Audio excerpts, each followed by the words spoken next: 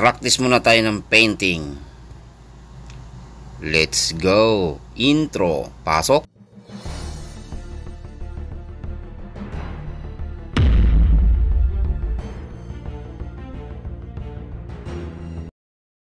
Hey, welcome back again dito sa YouTube channel, Boses with the Painter. At syempre, meron tayong gagawin ngayong basic painting lang ito, mga boss. At syempre, kayang-kaya ito ng mga bata pa dyan, ng mga edad mahigit. Ayan, syempre kung bago ka pa lamang sa aking YouTube channel, Boses with the Painter, at hindi mo pa na-subscribe ang ating channel, please do subscribe. At syempre mag-like na rin kayo at mag-share ng ating video at mag-comment na rin kayo para malaman natin yung saan umabot ang ating video ito.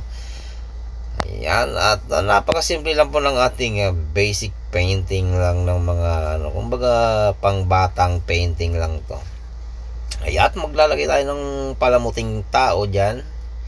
Ayan, unahin natin yung damit ng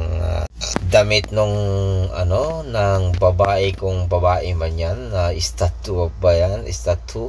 Ayan, ilalagay lang natin ang damit. At syempre at medyo nahirapan tayo. Ayan, gumamit tayo ng pencil brush na pointed para sa kanyang salakot.